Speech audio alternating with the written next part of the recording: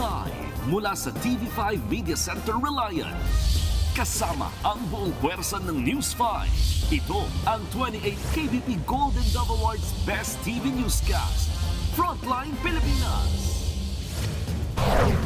Matapos bakbakan ni Escudero si Romualdez at mag-resign ni Zaldico, Pangulong Bongbong Marcos nagbitaw ng malamang salita kontra korupsyon. The unscrupulous abuse of power and greed must come to an end. Dating Pangulong Duterte, may early signs of dementia na raw ayon kay Senator Robin Padilla. Kinwestiyon din ng senador ang pagbisita ni Trillanes sa The Hague.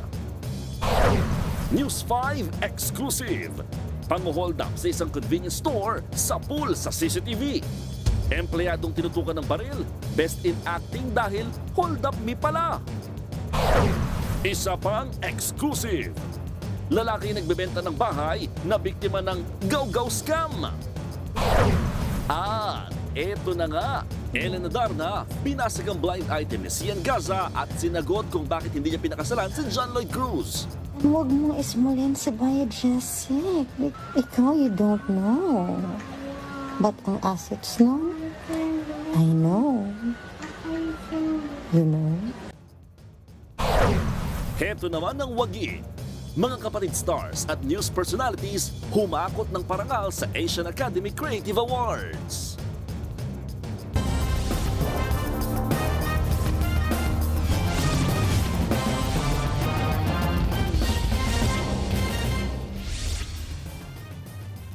Halos 4 million pesos ang na-scam sa isang negosyante sa Quezon City. Binentahan siya ng mga suspect ng inakalang imported na cleaning additives pero gaw-gaw lang pala. Nasa frontline na balitang yan ang ating Mr. Exclusive ng News 5, Gary De Leon. Natuntun sa Cainta Rizal ng Quezon City Police ang 58 years old na si Jean Barcelona, notorious umanong scammer. Kasama niya ang kanyang driver na kasabat daw sa panluloko. Kami mga taga Quezon City Police District, kaway inuhuli namin sa kasong swindling. Stopper, ha? Ayon sa biktimang si Derek, nagbebenta siya ng bahay nang i-message siya ni Barcelona. Pero ang ending, si Derek ang nabenta ng halos 4 na milyong piso ng peking household cleaning additives. Modus ni Barcelona, magpapanggap na sure buyer habang kasabot naman ang magkukunwari supplier. Pareho nilang mini-message si Derek. Nasubukan ng ibenta kay Barcelona ang produktong binili sa suppliers, bigla silang maglalawang parang bula. Hindi niya na po makontak. Doon niya po nalaman na ito ay isang scam na. Ang masaklap pa, gaw-gaw lang pala ang laman na sinasabing imported goods.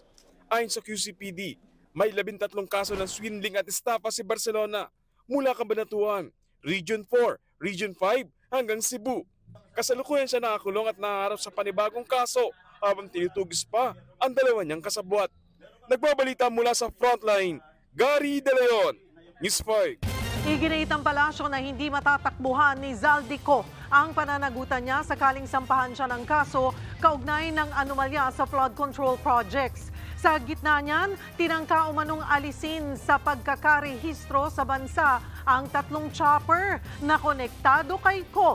Nasa frontline ng balitang yan, si Marian Enriquez. Habang nasa ibang bansa si dating ako Bicol Party List Representative Zaldico, may sumubok umanong tanggalin sa pagkakarehistro sa Pilipinas ang 3 chopper nito. Ang pagkakasabi sa akin ng kaap, kaya yun dinidiregister ay may plano silang ibenta. Dahil hindi mo maibebenta at hindi maibibigay, mabibigay ng gustong bumili nun kung hindi i-register sa Pilipinas. Pero napigilan ang planong yan. Inutos na raw ng kaap na hindi pwedeng ma-register ang lahat ng air assets ni Ko. Pero may plano pa nga bang umuwi si Ko matapos magbitiw bilang kongresista? Sabi niya in due time, he will return and answer all the allegations. Remember, there are no pending cases yet. Those are just accusations. Pero para sa palasyo, hindi matatakbuhan ni Ko ang pananagutan sakaling sampahan siya ng kaso kaugnay ng anomalya sa flood control projects. Kung nababanggit ng kanyang pangalan, definitely dapat niya po itong sagutin. Dahil kung hindi niya po ito masasagot at iiwasan niya, lalabas lamang po siyang guilty. Para naman sa ilang kongresista, hindi lang si Ko ang dapat imbestigahan. Ayon kay Congressman Duke Frasco, hindi rin dapat maabsuelto ang partido ng Ako Bicol Party List dahil ginamit umano ito para sa pang-aabuso sa pondo ng bayan. Tingin dyan ng ibang kongresista, I'm not a lawyer, pero parang it does not follow na yung party list ay kailangang imbestigahan. Ayon naman kay Congressman Garbin, hindi tamang parusahan ng partido dahil lang sa mga di pa napatutunayang alegasyon laban sa isang nominee. Sa ngayon, papalit kay Ko bilang representative ng Ako Bicol, si Attorney John Almario Chan. Nagbabalita mula sa Frontline, Marian Enriquez, News 5. May senyales na ng sakit na demensya si dating Pangulong Rodrigo Duterte ay kay Senador Robin Padilla. Sinabi yan ni Padilla sa plenaryo. Ayon sa senador, nangamba sila sa kondisyon ng dating Pangulo kasunod ng umunay pagbisita ni dating Senador Antonio Trillanes kay Duterte sa The Hague. Nananatili ang dating Pangulo sa detention facility sa International Criminal Court dahil sa kasong Crimes Against Humanity kaugnay ng Duterte drug war. Unang na rin sinabi ng abogado ni Duterte na hindi na makaalala ng ibang mga detalye ang dating Pangulo kaya hindi na dapat ituloy ang kanyang paglilitis. Meron na pong matinding sakit si Tatay Digong. Sa kasalukuyan po, siya po ay meron ng tinatawag nating early signs of dementia. Matagal po akong nakulong sa Bilibid. Hindi po kailanman na meron pong pupunta na tao na hindi mo gustong makita. Yun po, tatanungin ka muna ng gwardiya kung gusto mo bang makita itong taong ito. Susunod, empleyado ng isang shop na salisihan ng magnanakaw matapos makatulog habang nanonood ng series. Utos ni Pangulong Bongbong Marcos sa mga lokal na opisyal, tuldukan na ang pang-aabuso sa kapangyarihan. At filming ng highly anticipated MMFF entry na Manila's Finest nagsimula na. Abangan ng lahat ng yan sa pagbabalik ng Frontline Pilipinas.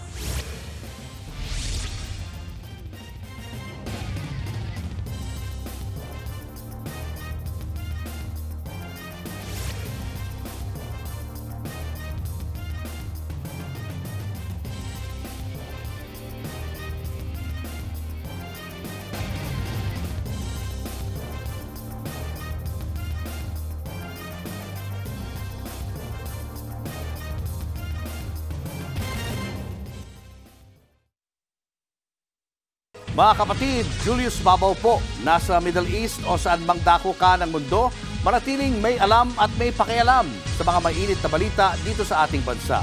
Simulan po natin ang bawat araw sa tuloy-tuloy na balitaan sa Frontline. Mag-follow at mag-subscribe sa social media pages ng News 5.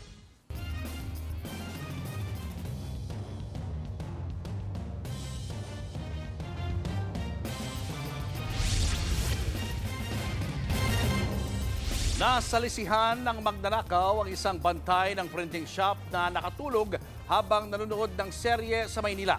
Nasa frontline na balitang yan, si Nina Ong Pauco. Palingon-lingon ang babaeng yan habang naglalakad sa tapat ng printing shop sa Blooming Treat, Maynila. Ilang saglit pa, lumapit siya sa mesa ng printing shop at dinampot ang isang cellphone sa tabi ng nakaupong empleyado. Hindi ito napansin ng empleyado na nakatulog habang nanonood ng series. Ayon sa may-ari ng printing shop, natyuhin din ng empleyado, hindi na ito ang unang beses na nanakawan ng kanyang pamangkin. Nasa pool din sa CCTV kung paano kinuha ng isa pang kawatan, dati ang cellphone kahit hawak pa ito ng biktima. Natangay na rin daw ng 15,000 pesos na ipong barya ang tindahan noong buwan ng Enero. Hindi lang isang beses yun na nakawat. 3 times pati barya ko po na iniipon. Nakuha rin po dito. Kaya dito talaga, marami talaga, talamak talaga dito yung yung nakaw-nakaw, yung kukuha ng tiyempo, yung hahablutin ka agad. Inireklamo na ng may-ari sa barangay ang pagnanakaw. Ayon kay Kagawad Anthony Benosa ng Barangay 209, Zone 19, dayo lang sa kanilang lugar ang mga sospek. Dayo yan, mga dayo, mga minsan nakamotor, kadalasan nga raw, mga taga-ibang lugar na talagang dumadayo pa rito. Lagi natin itago sa tamang lugar. Kasi magpapasko na po ngayon, lalo na ngayong magpapasko, Maraming kawatan dyan na nakalabas, nakawala. Yun lang way nila para sa living nila. Tukoy na ng may-ari ng printing shop ang pagkakakilanlan ng nanalisi sa kanyang pamangkin. Nagbabalita mula sa Frontline, Nina Ongpauco, News 5. Showbiz, eto na nga! Mga kapatid, eto na nga ang mga latest showbiz balita ngayong Martes. Set, ready, and cameras are rolling na para sa Media Quest at Signal official MMFF entry na Manila's Finest. Nasa frontline ng balitang yan, si MJ Marfori. Back to the 60s ang ayos ng isa sa highly anticipated MMFF films of this year na Manila's Finest. Starring Piolo Pascual bilang si Lieutenant Homer Magtibay. Nakakatuwa kasi finally it's happening. I had to do a lot of research. You know, coming into the shoot, I had to do my own research because kanya-kanya naman trabaho. And of course, we had a workshop, we had a Zoom meeting with our resource persons. But more than that, I had to do my assignment on my own. Nagbabalik din sa showbiz si Rica Peralejo after 3 decades. Hindi nakatanggi si Rica, nagaganap bilang si Yoli na asawa ni Homer. All adds up to the excitement for me na this is so artistic. Present sa first day ng shoot ang AVP and Head of Content Operations Management ng MQuest Ventures Inc., Peter Edward Dizon. Sa Manila's Finest, hindi lang ang cast ang primera klase. Dream team din ang production directed by Raymond Red. I'm just really happy also because si Direk Digo Richo also said yes to the project as the production designer. He also had like a deck to explain the kind of palette that he wants for every scene and yung differences ng mga location, differences ng mga eksena, kasama yun sa ilawan, kasama yun sa color palette ng set. So nakakatawa na nakakakilig. Also starring Enrique Hill, Ariel Rivera, Joey Marquez, Romnick Sarmenta, Jasmine Curtis, Soliman Cruz, Cedric Juan, Ashton Olviga, Dylan Minor, Ethan David, at marami pang iba. Abangan ng Manila's Finest, hatid ng Media Quest at Signal sa Pasko. Nagbabalita mula sa Frontline. MJ Marfori, News 5. Susunod, News 5 exclusive. Nakawan sa isang convenience store, Hold Up Me modus pala. At Ellen Adarna, pinayuhan si Sian Gaza na wagis mulin si John Lloyd Cruz. Yan at iba pa sa pagbabalik ng Frontline Pilipinas.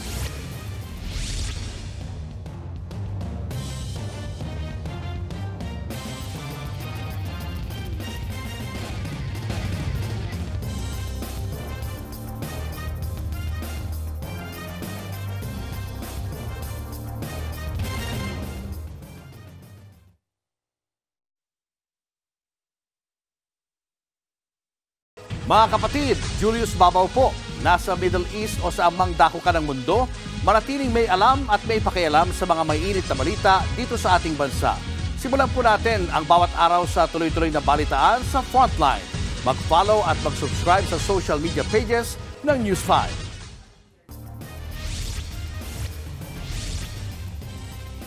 Sa pool sa CCTV, ang pang-hold up sa isang convenience store sa Quezon City. Ang pagnanakaw, hold up me modus pala. Nasa frontline ng balitang yan, ang Mr. Exclusive ng News 5 na si Gary De Leon. Sa CCTV ng convenience store sa Quezon City, makikitang nakatayo sa harap ng counter ang lalaking may takip ang mukha. Sunod na lumapit ang kanyang kasamahan. Saka biglang bumunot ng baril ang isa. Tinutukan ng cashier at pilit na pinabubuksan ng kaha. Walang nagawa ang cashier. Na makuha ang pera, sumibat agad ang mga hold-upper. Halos 28,000 pesos ang natangay. Inireport sa mga pulis ang nangyari at sa tulong ng isang barker sa labas ng hinold up na store, natukoy at naaresto ang isa sa mga sospek. Siya si Kenneth na dati palang empleyado ng naturang convenience store. Ikinanta niya ang 3 pang kasabwat kaya naaresto sila. Ito ang matinding plot twist. Meron palang inside job. Lumalabas sa investigasyon na ang mismong cashier na kunwari biktima, siya palang mastermind ng hold-up. Yung present employee nagplano. So magkakaibigan itong mga to Awat na magkakaibigan Nabawi naman ang natangay na pera at ang 4 na magkakaibigan sabay-sabay haharap sa kasong robbery hold-up. Nagbabalita mula sa Frontline, Gary De Leon, News 5. Parehong nanindigan ang AFP at DND na stable at matatag ang militar. Yan ay sa gitna ng umuugong na mga balita ng kudeta at sumunod lumalaking galit daw ng ilang retiradong general dahil sa korupsyon. Nasa frontline ng balitang yan, si Brian Castillo. Sumisiklab ang galit ng ilang retiradong general dahil sa korupsyon sa flood control projects. Babala ni Senator Bato de la Rosa na dating PNP chief. It snowballs into something bigger, then it will constitute a threat. Kung hindi yan ma-address, magkakaproblema tayo dyan. Pero paglilinaw ni retired Lieutenant General Edelberto Adan, bagamat may ilang nanghihikayat na kalabanin ng gobyerno, hindi ito sinusuportahan ng nakararami. Kung sinasabi man nila na gusto nilang magpalit ng liderato, sabi mo nga, panawagan nila. Ang isang tanong, ano mangyayari? Anong kasunod nun?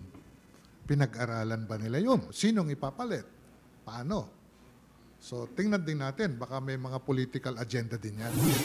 Ang Armed Forces of the Philippines nanindigang hindi kailangan ng loyalty check. This is an outright lie and a dangerous attempt to poison minds, weaken the chain of command, and sow division between the commander-in-chief and the armed forces. They are nothing but digital smoke. It's pure haze, no fire. Aminado rin sa Defense Secretary Gibo Teodoro na may nagsusulsol ng pag-aaklas. Pero hindi raw ito papatulan ng militar. Stable ang armed forces. Magmula flood control hanggang korupsyon. Hindi militar ang solusyon. Ang solusyon ay pagpapatatag at papagtibay ng ating mga institusyon. Tiwala rin ng palasyo na nananatiling tapat sa konstitusyon ang AFP. At lahat naman po tayo, hindi lamang po ang kasundaluhan, ang galit sa korupsyon. Nadinig na po natin si General Bronner. Sinabi po niya na mananatili silang matatag at hindi po sila sasali sa gintong klaseng gulo. Nagbabalita mula sa frontline. Brian Castillo, News 5.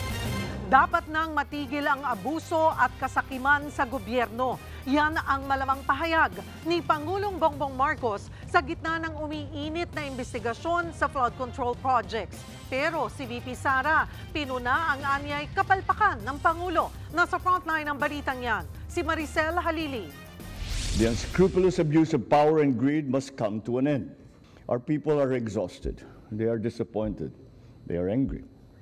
And as I have said before, their rage is valid. Pagod na pagod at galit na raw ang mga Pilipino sa gobyerno dahil sa kapalpakan at hindi natutupad na pangako. Yan ang binigyang diin ni Pangulong Bongbong Marcos sa talumpati niya sa harap ng mga bise-gobernador. Ayon kay PBBM, makatwira naman ang galit ng publiko. Kaya ang utos niya sa mga lokal na opisyal, ibalik ang tiwala ng taong bayan.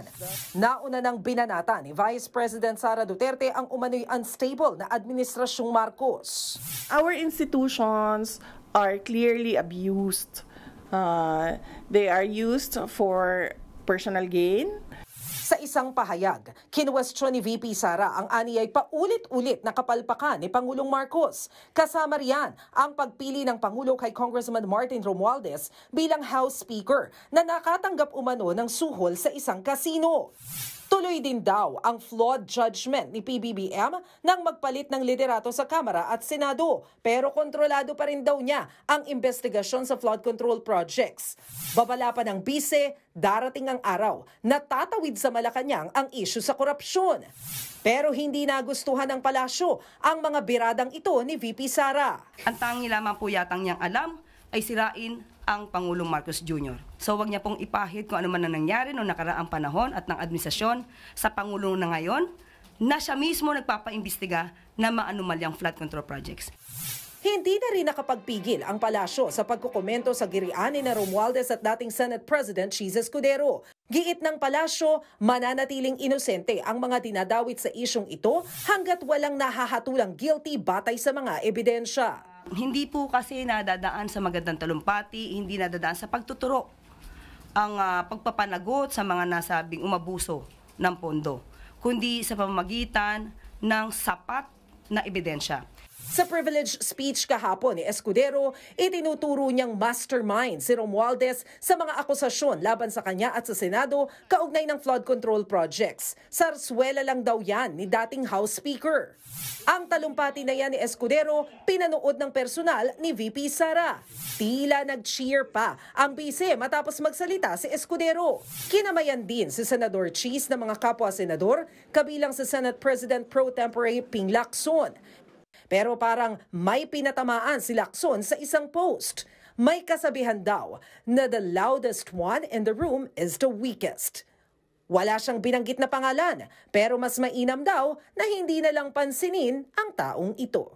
Nagbabalita mula sa Frontline, Maricel Halili, News 5. Sinintensyahan ng death penalty ang dating Agriculture Minister ng China dahil sa kasong bribery.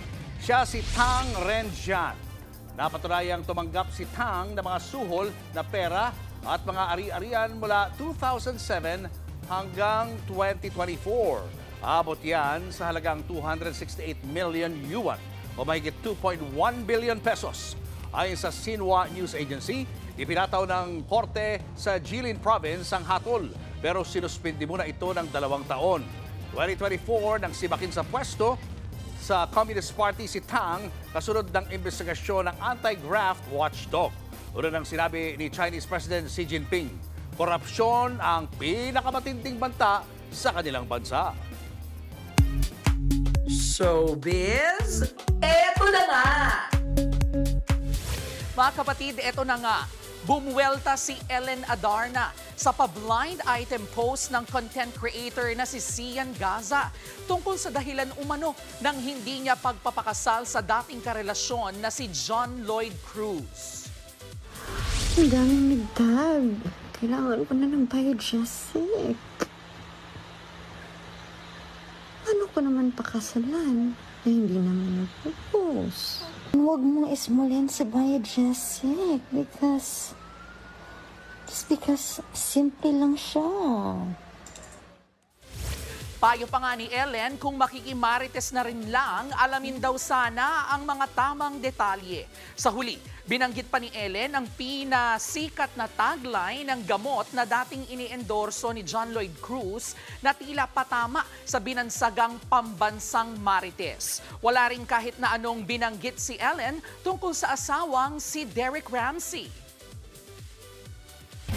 Noon pa man may eskandalo ng yumanig kung saan ilang opisyal ang tumanggap umano ng suhol. Dekada na nga ang lumipas pero walang napanagot ang pamahalaan. Narito ang special report ni Lourdes de Vera.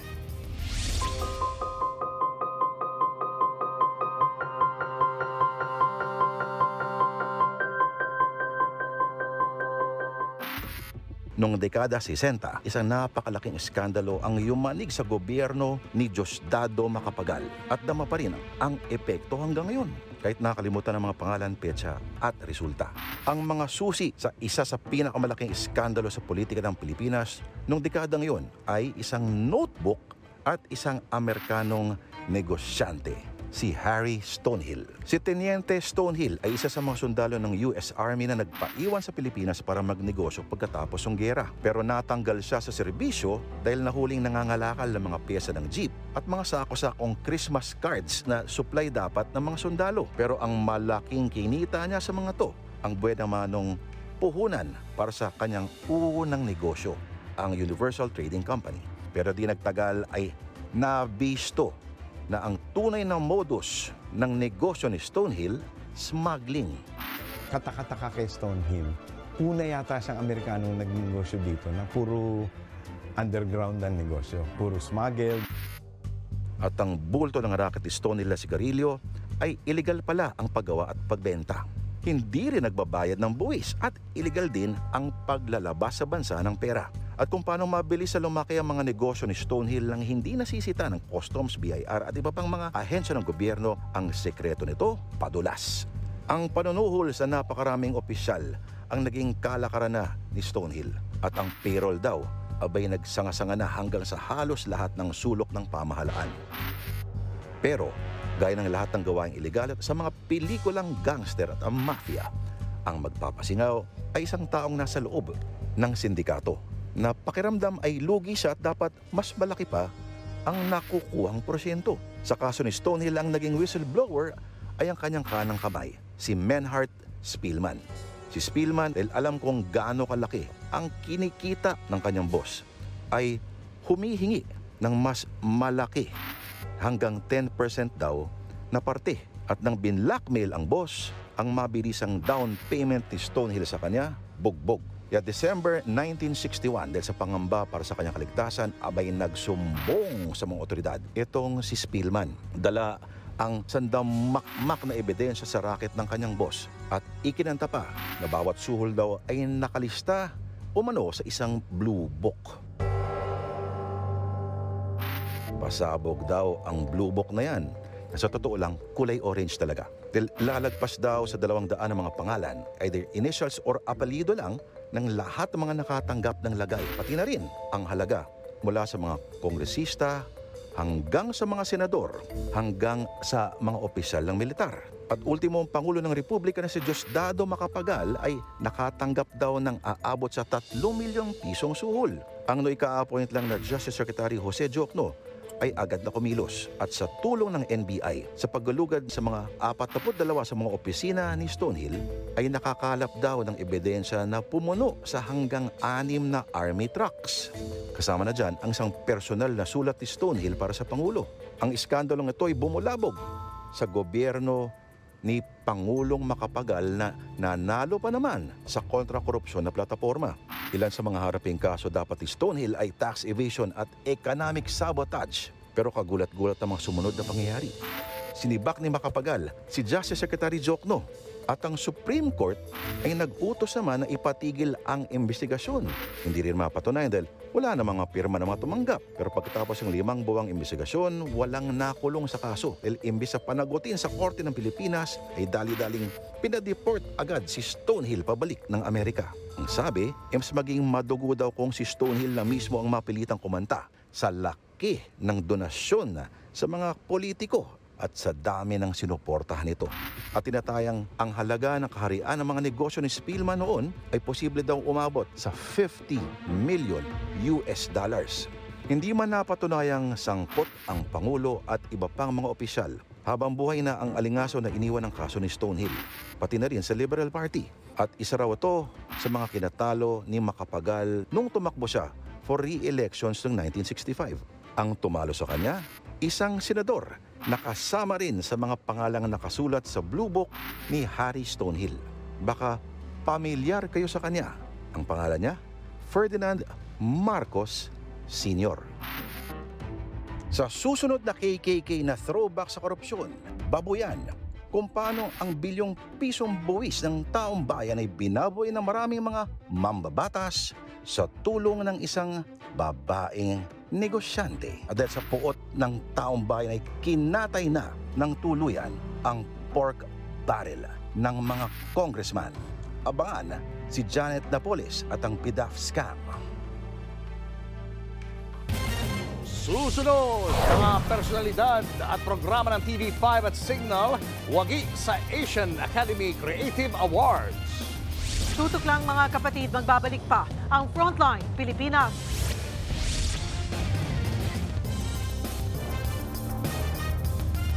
Mga kapatid, Cheryl Cosim po. Nasa Estados Unidos, Canada o saan mang dako ka ng mundo, manatiling may alam at may pakialam sa mga mainit na balita dito sa ating bansa. Simulan natin ang bawat araw sa tuloy-tuloy na balitaan sa Frontline. Mag-follow at mag-subscribe sa social media pages ng News 5. Showbiz, eto na nga! Ito na nga, hinirang bilang national winner sa Asian Academy Awards 2025. Ang ilang kapatid programs at personalities. Nasa frontline ng balitang yan, si MJ Marfori. Another proud moment para sa ating mga kapatid ang mapabilang sa national winners ng prestihiyosong Asian Academy Creative Awards 2025. Para sa Best Non-Scripted Entertainment, wagi ang singgaling. Best General Entertainment Program naman ang Merry ang Vibes ng Pasko. Best Actor in a Supporting Role, si Piolo Pascual para sa The Kingdom. Ang Good Morning Kapatid host naman na si Dimples Romana, hinirang na Best Actress in a Supporting Role para sa kanyang pelikulang The Caretakers. National winner din bilang Best Factual Presenter si Gretchen Ho para sa kanyang programang Morning Matters. At Best News Program naman ang Money Talks with Kathy Yang. Lahat sila kabilang sa 331 national winners across 16 nations and territories na nagsama-sama at magtutunggali pa rin para sa Grand Awards sa isang super ceremony sa December 4 sa Singapore. Congratulations mga kapatid!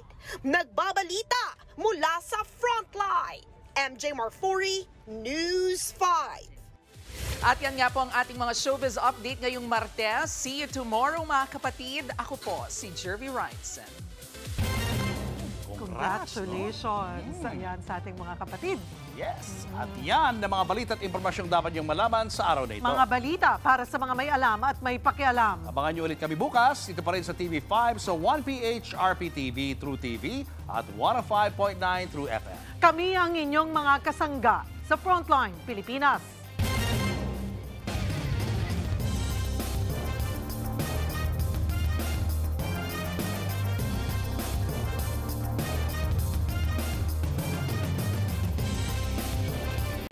Mga kapatid, Cheryl Cosim po.